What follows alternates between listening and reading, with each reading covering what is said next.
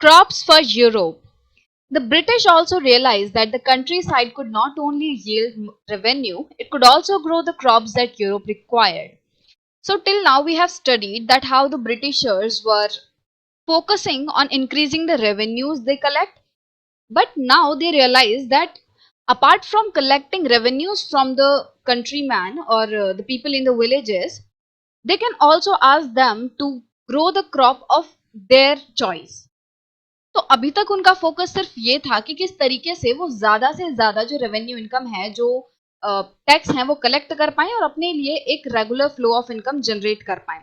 But अब उन्हें समझ आया कि हम रेवेन्यू तो कलेक्ट कर रहे हैं, बट इसके साथ साथ हम लोगों को अपनी पसंद की क्रॉप उगाने के लिए मजबूर भी कर सकते हैं। मतलब उनको हम कह सकते हैं कि तुम ये वाली क्रॉप नहीं, तुम वो क्रॉप उगाओ जो हमें चाहिए। By the late 18th century, the company was trying its best to expand the cultivation of opium and indigo. तो 18th सेंचुरी के एंड तक जो कंपनी है वो अपनी तरफ से पूरी कोशिश कर रही थी कि वो ओपियम एंड इंडिगो की जो कल्टीवेशन है, उसकी जो खेती है, उसको बढ़ा सके, उसको एक्सपेंड कर सके। ओपियम क्या होता है? ओपियम को हिंदी में कहते हैं अफीम, और ये एक तरीके से ड्रग होता है, ठीक है, नशीला पदार्थ होता है।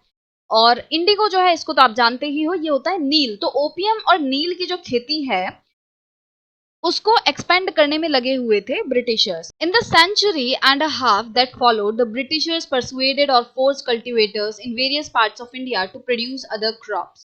तो लगभग 1.5 सेंचुरी तक, देखो सेंचुरी क्या होता है, 100 साल होते हैं एक सेंचुरी में। 150 सालों तक ब्रिटिशर्स ने क्या किया, जो कल्टीवेटर्स थे, जो किसान थे, उन्हें या तो परसुएड किया, परसुएड करना मतलब एक तरीके से मनाना, उनको बहलाया फुसलाया कि आप जो है ओपियम और इंडिगो की खेती करो, या फिर उनको फोर्स किया, या फिर उनको जबरदस्ती इन क्रॉप्स को उगाने के लिए मजबूर किया। तो इंडिया के अलग अलग पार्ट्स में उन्होंने अलग अलग किसानों को मजबूर किया, परसुएड किया ओपियम एंड इंडिगो की खेती करने के लिए। जूट इन बंगाल, बंगाल में उन्होंने लोगों को जूट उगाने के लिए मजबूर किया। असम में टी उगाने के लिए कहा। Sugar cane in the United Province, now Uttar Pradesh.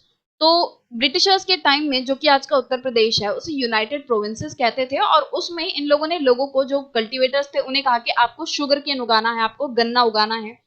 Wheat इन पंजाब, पंजाब में गेहूं की खेती के लिए लोगों को कहा। कॉटन इन महाराष्ट्र, महाराष्ट्र में जो है लोगों को कपास या रुई की खेती करने के लिए कहा, और पंजाब में भी लोगों को रुई की खेती करने कहा। मद्रास में लोगों को राइस की खेती करने के लिए कहा।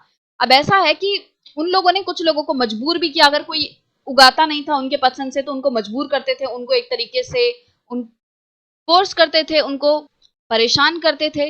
और कुछ लोग तो मतलब वो लोग किसी ना किसी तरीके से कोशिश कर रहे थे कि जो उनके पसंद की क्रॉप्स हैं उन्हें जो हमारे देश के लोग हैं वो उगाएं।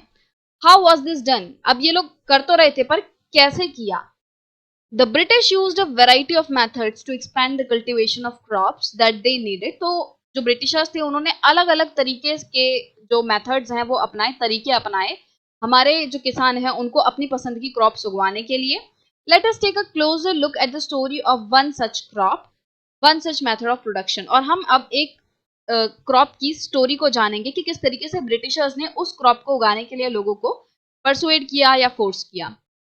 Does colour have a history? क्या रंगों का भी इतिहास होता है, रंगों की भी हिस्ट्री होती है? Figure 5 and 6 are two images of cotton prints. तो ये फिगर 5 है, ये फिगर 6 है, और इसमें आप देख सकते हो ये कॉटन के कपड़े पे प्रिंट्स हो रखे हैं, ठीक है। The image on the left shows a Kalamkari print created by weavers of Andhra Pradesh in India.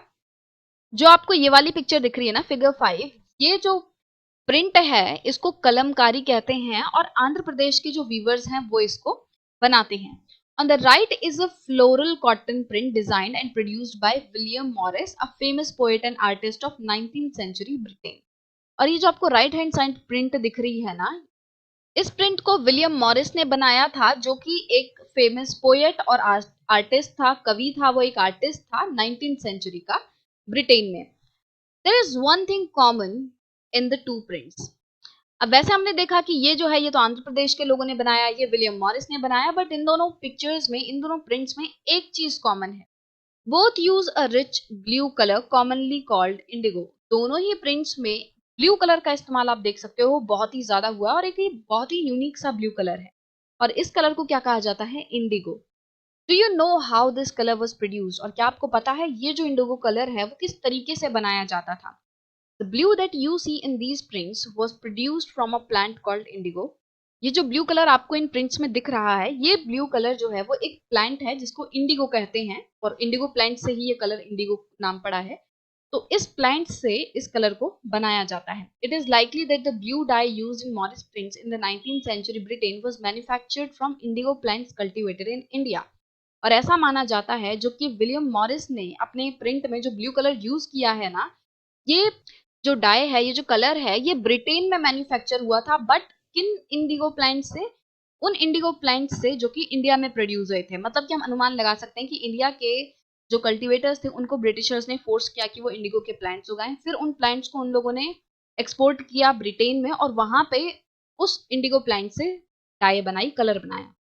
From India was the big for India was the biggest supplier of indigo in the world at that time। और उस time पे जो India है वो Indigo का सबसे बड़ा supplier था। मतलब इंडिया में सबसे ज्यादा मात्रा में इंडिगो बनाई जाती थी और उसको दूसरे देशों में भेजा जाता था।